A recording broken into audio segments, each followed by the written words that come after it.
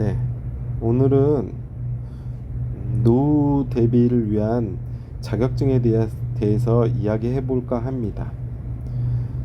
이야기에 앞서 저는 전문 강사나 전문 유튜버도 아니고요. 전문가가 아니기 때문에 제 개인적인 의견을 얘기하는 것 뿐이니 너무 제 의견에 반대되는 의견을 갖고 있다 그래서 반감을 안 가지셨으면 좋겠고요.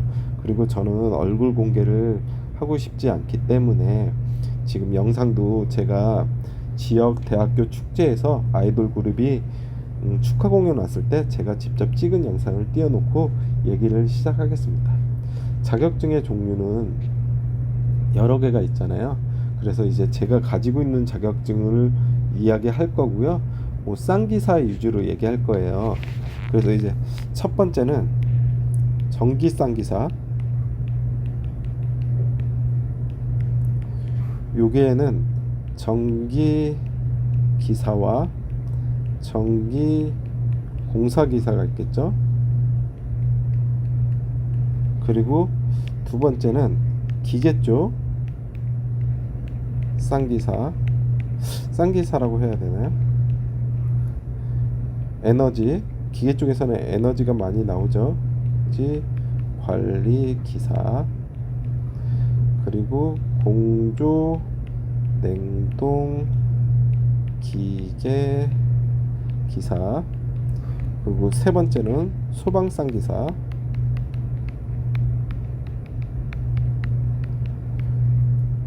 기계 분야와 전기 분야로 나누죠. 그리고 네 번째는 환경 쪽,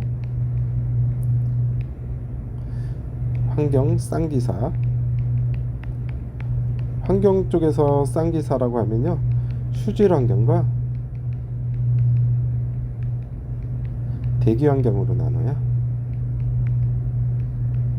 근데 여기서 제가 요거는 다 기사로 가지고 있고요. 3번까지는 4번에서 수질 환경과 대기 환경은 산업기사를 가지고 있어요. 여기도 산업기사를. 그래서 요거에 대해서 좀 이야기해 볼까 합니다. 그러면 노후 대비 자격증 하면 모두들 전기기사에 대해서 얘기하잖아요. 그래서 이제 저도 첫 번째로 전기기사에 대해서 이야기해 보겠습니다. 하지만 저는 이제 기계직으로 근무하고 있고요. 아직 정년도 안 됐기 때문에 자세한 건 잘 몰라요. 그런데 제가 알고 있는 지식 한도에서 이야기해 보겠습니다. 전기 쪽에는 두 개가 있죠. 전기기사, 전기 공사기사. 그러면 이제 시험에 대해서 알아볼게요. 전기기사는 난이도가 높고 전기공사기사는 난이도가 낮다고 하잖아요. 근데 이제 제 개인적인 의견으로는 전기기사가 아주 높지는 않은 것 같아요. 저도 비전공자로서 취득을 했지만 전기기사 같은 경우에는 시험 인원이 굉장히 많습니다. 전공자보다도. 여기서 제가 봤을 때 40% 이상이 비전공자예요. 그렇기 때문에 당연히 비전공자가 많으니까 시험이 어렵다고 느낀 사람이 많을 거예요. 그렇기 때문에 어려운 거지, 전공자들한텐 다른 전공하고 자기 자격증을 취득하시는 분하고 비슷할 거예요. 비전공자가 단지 많아서 어렵다는 얘기가 많이 나왔을 뿐입니다. 저 같은 경우에도 전기 기사를 처음 공부할 때 용어 자체도 생소해 가지고요, 좀 많이 어려웠어요. 근데 이제 취득하고 나서 보니 그렇게 어려운 것 같지는 않아요. 실제로 합격률을 보면 24년 기준으로 해서 전기 기사가 필기는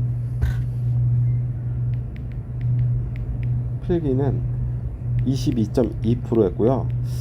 실기는 37.1%였어요. 보시면 필기는 좀 낮은 감이 있죠. 하지만 필기도 높았을 때는요 30% 가까이도 나온 적도 있어요. 그렇기 때문에 필기가 그렇게 어려운 거는 아니에요. 그 실기는 37%면 웬만한 자격증보다도 높죠. 실제로 이렇게 나옵니다. 그래서 저는 이제 비전공자가 많아서 어렵다는 생각이 많이 들고 합격률을 많이 깎아먹을 뿐이지, 전공자나 아니면 공부하시다 보면은 누구나 취득할 수 있다고 생각합니다. 그리고 전기공사는 쉽다고들 하잖아요. 실제로 필기 합격률이요, 얘 같은 경우는 24년 기준으로 했을 때요, 필기 합격률이 45%였고요 실기 합격률이요 62.2%였습니다. 높죠, 필기 실기가. 근데 전기공사가 쉽다는 이유도 저는 그렇게 생각해요. 전기기사를 취득하고 나서 전기공사를 시험 볼 때요, 필기에서 한 과목만 보면 되거든요. 전기 필기에서 가장 어렵다는 자기약 대신요, 전기 필기에서 가장 어렵다고 하죠. 자기약 대신 전기 응용 및 공사재료, 요것만 보면 돼요. 제일 어려운 거 대신, 그리고 거의 제일 쉬운 걸 보잖아요. 이게 좀 쉽거든요, 얘가. 그렇기 때문에 필기가 쉽다고들 느껴요. 전기공사를 그냥 처음부터 시작하시는 분, 전기기사가 없이, 그런 분들은 필기를 다 공부하려면 힘들 거예요. 뭐 회로 이론, 뭐 전기기기, 이런 것도 어려운 거거든요. 그리고 합격률이 높은 이유가 저처럼 한 과목만 봐서예요. 한 과목 보면 20문제에서 12문제면 합격이잖아요. 실제로 저는 전기기사를 취득하고요, 전기공사할 때 책도 안 샀습니다. 컴퓨터에서 CBT만 계속 봤죠. 그래서 운 좋게 필기를 합격했어요. 그리고 이제 비전공자분들도 전기기사를 취득하면은 이제 비전공자가 아니죠. 그런 분들이 시험을 보시기 때문에 전기공사는 상대적으로 쉽다고 느낍니다. 실제로 시험은 살짝 쉬운 것 같긴 하는데, 그거보다 더 쉽다고 느끼시는 이유가 전기기사를 취득하고 전기공사를 취득하시는 분이 많기 때문이에요. 그 전기기사 필기가 어려워가지고 전기공사를 먼저 취득하고 전기기사를 취득하시는 분도 있더라고요. 그런 분들은 또 전기기사를 그냥 처음부터 시작하는 사람보단 좀 쉽겠죠. 그러면 이제 취득에 대해선 이렇게 얘기해봤고요. 뭐 자세한 공부 방법 같은 건 제가 다른 영상 찍어 놓은 게 있으니까 그거를 한번 봐주시면 될 것 같고요. 저희는 얘기하는 게 노후 대비를 얘기하고 있잖아요. 노후에 관련해서는요, 뭐 전기기사 하나만 있으면 될 것 같아요. 왜냐면 전기기사와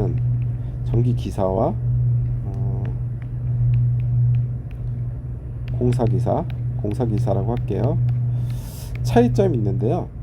그러니까 수배전반이 있는 시설에서 전기기사는 선임이 가능해요.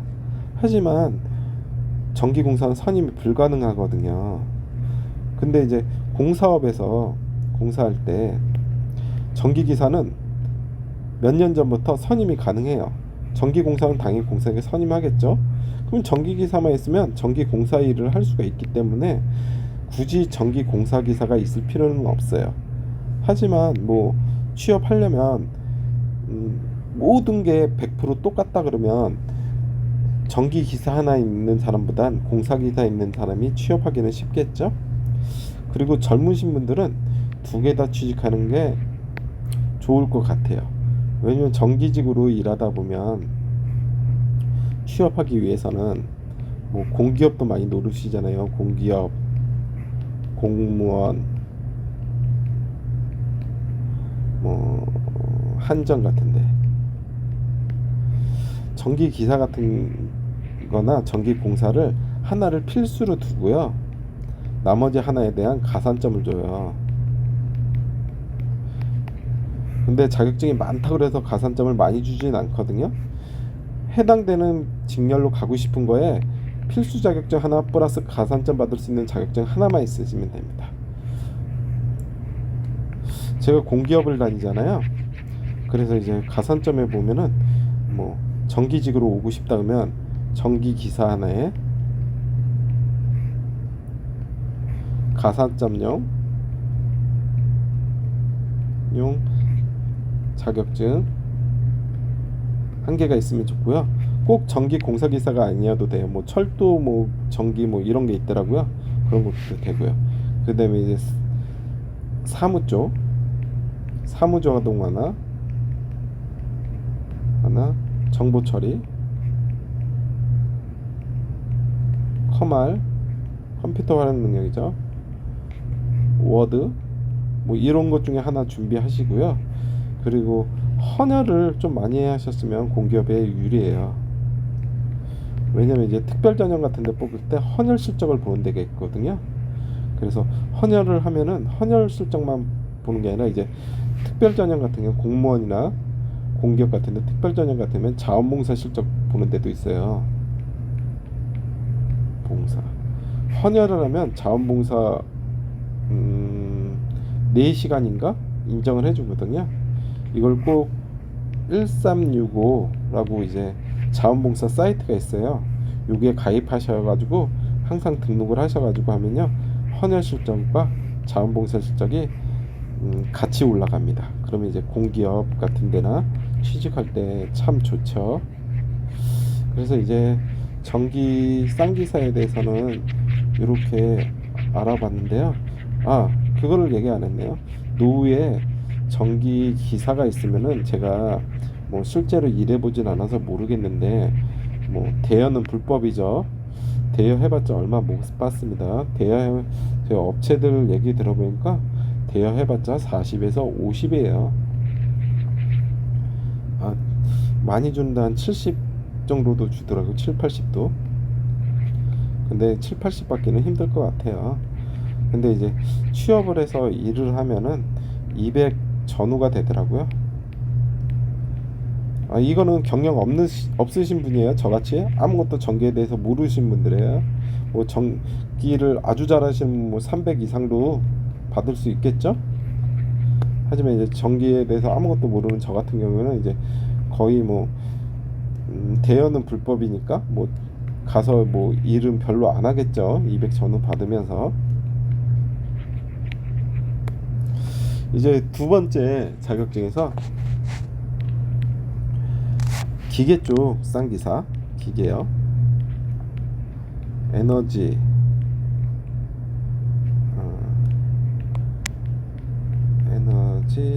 관리 기사 그리고 공조 냉동 기계 기사.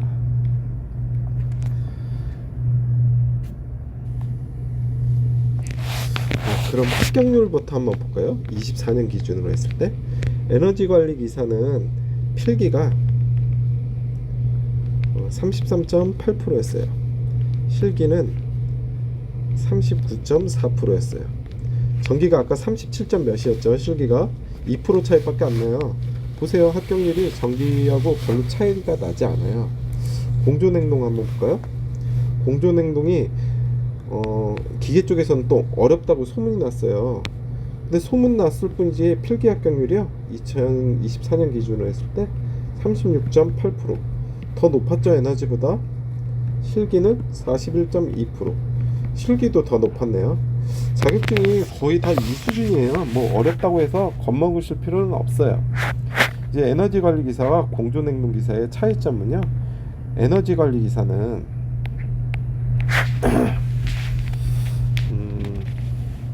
에너지 관리 기사는 보일러나 압력용기 같은데 선임이 가능해요. 그래서 보일러나 압력용기 있는 업체에 취직하기가 편해요. 시설 관리에. 그리고 이제 예전에 한 10년 전? 한 10년 정도 된 것 같아요. 예전에는 보일러 기능사만 있어도요. 우리나라에 있는 모든 보일러 보일러 선임이 가능했어요. 그러니까 굳이 기사를 딸 필요가 없었죠. 기능사만 따도 모든 게 선임이 가능한데, 여기에 대해서 더 알아보자면요, 예전에는 보일러가 시급 기능사가 있었고요, 보일러 시공 기능사가 있었어요. 시급 기능사는 시설에서 보일러를 운전하는 사람이죠. 보일러를 운전. 그 시공기능은 보일러를 시공하는 사람이었어요. 그래서 취급 기능사만 있어도 모든 보일러 선임이 가능했습니다. 그리고 그 위에 등급은 보일러 산업기사가 있었고요. 그리고 기사는 없었습니다. 그리고 기능장이 있었죠. 근데 굳이 위에 게 필요가 없었어요. 왜냐면 취급 기능사만 있으면은 모든 보일러 선임이 가능했고요. 시공 기능사 있으면 모든 보일러 시공이 가능했습니다. 그러다 이제 보일러가 이 두 개가 합쳐서 보일러 기능사로 바뀌었어요. 그러면서 취급하시는 분이 시공도 할 수 있게 됐죠. 그러다가 이제 보일러 자격증이 없어지고요, 에너지로 편입이 됐어요. 그래서 보일러에 대한 그 모든 게 에너지로 넘어와서요, 에너지가 됐습니다. 네. 한 10년 전인가 그때부터 이제 법이 바뀌었어요. 그래서 10톤 아래는요 기능사가 선임이 가능했고요, 10톤에서 30톤까지는요 산업기사가 선임이 가능하고요, 그리고 30톤 이상은 보일러 용량입니다. 이 톤이 증발량. 30톤까지는 이상은 위에는요 기사, 기능장이 선임이 가능해요. 그렇기 때문에 기사의 메리트가 생겼죠. 기사만이 이제는 모든 보일러가 선임이 가능하죠. 저희 시설 같은 경우는 12톤이라 기계직 채용할 때 산업기사 이상으로 채용을 하고 있습니다. 그래서 이제 전기도 용량별로 하잖아요.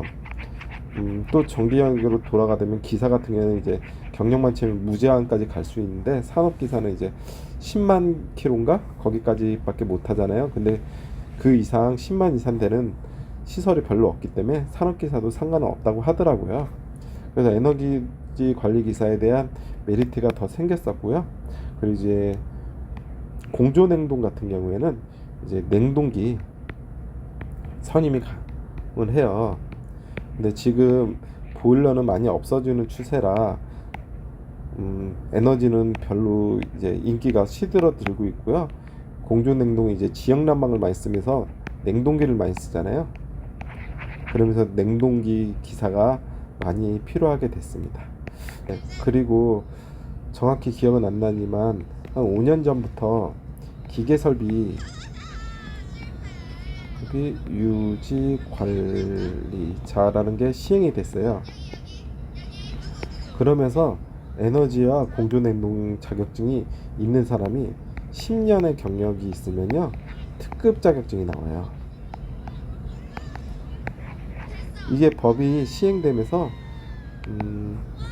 시설별로 그 크기별로 해서 지금 순차적으로 계속 선임을 걸고 있거든요. 그래서 올해 같은 경우에 초급까지 생겼을 거예요. 선임을 걸어야 될 거예요. 그리고 공공기관 같은 경우는 지금 유예되긴 했는데, 공공기관은 시설에 상관없이 다 걸어야 되고요.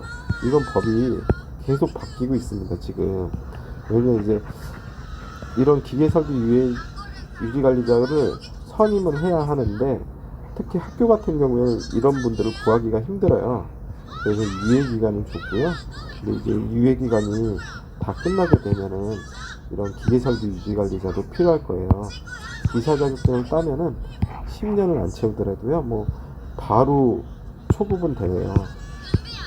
초급은 되고 이제 경력에 따라서 중급, 고급, 특급까지 올라가거든요.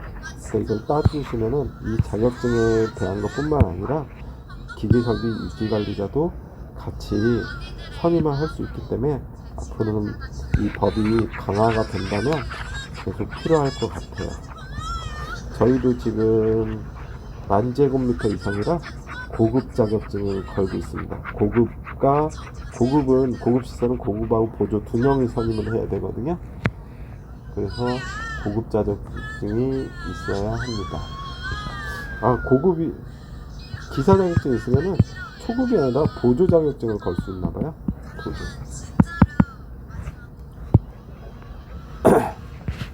그리고 세 번째, 소방상기사죠. 소방상기사가 있으면요, 뭐 기계 분야, 전기 분야가 있는데, 이제 시험에 대해서 이야기하다 보면 이제 기계가 대부분 어렵다고들 하시잖아요. 근데 이제 저는 기계가 어렵다기보다도 대부분 그 공부하시는 분들의 취향인 것 같아요. 기계 쪽은 시험 봤을 때요, 계산 위주고요. 전기 쪽은 이론 암기 문제가 많습니다. 그렇기 때문에 계산 좋아하시는 분은 기계가 더 쉬울 거고요. 암기 같은 거 잘하시는 분은 전기가 더 쉬울 거예요. 저 같은 경우에도 이제 기계기사와 전기기사 둘 다 가지고 있지만 대부분 전기를 시작하고 기계를 보시더라고요. 그리고 전기만 갖고 있는 분도 많고요. 기계가 어렵다고. 근데 저 같은 경우는 기계를 먼저 따고 전기를 땄어요. 저는 이제 암기보다도 계산을 좋아하거든요. 그래서 기계를 먼저 땄고 제가 실제로 느끼기에도 전기보다 기계가 쉬웠던 것 같아요. 그럼 얘도 이제 합격률을 한번 볼까요? 24년도 기준으로 했을 때 기계 같은 경우에는 필기가 45.7%였고요. 실기가 26.6%였습니다. 합격률을 보면 전기보다 훨씬 어렵네요. 전기 분야를 보면요, 합격률이 필기가 49.4%였고요. 실기가 41.6%였습니다. 뭐 합격률로 봤을 땐 전기가 더 쉬워 보이네요. 근데 기계 같은 경우에도 뭐 어려웠을 때는 15%, 뭐 6.9%도 나온 적 있네요. 13년도에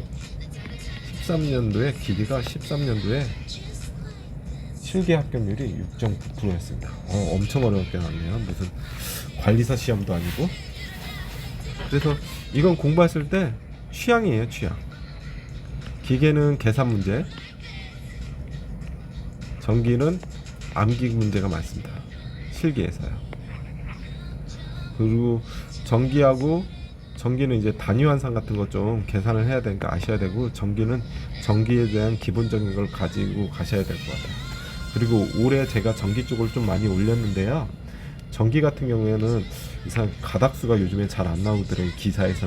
산업기사에서는 좀 나오는 것 같은데, 그래서 좀 법이 바뀌어가지고 가닥수에 대한 그 내기가 출제자들이 약간 부담스러워 하는가 봐요. 이것도 이제 노후에 취직하기는 편하더라고요. 저희 점검업체 뭐 얘기로는 뭐 대여는 엄밀히 말해서 불법입니다. 뭐 기사가 뭐 기계나 전기 하나 정도 뭐 있으면은 80만 원, 그리고 두 개 다 빌려주면 뭐 150 이렇게도 얘기는 하는 것 같더라고요. 근데 얘도 뭐 취업을 해서 뭐 며칠 안 나가더라도요, 일주일에 두세 번만 나가더라도 꼭 취업을 해서 나가서 일을 하십시오. 대여는 불법입니다. 그래서 이거는 한 200개도 전후를 받을 것 같아요. 뭐 노후에 200 전후 받으면 괜찮지 않을까요? 제 생각은 그렇습니다. 영상이 끝났네요. 영상을 다시 띄워드리겠습니다.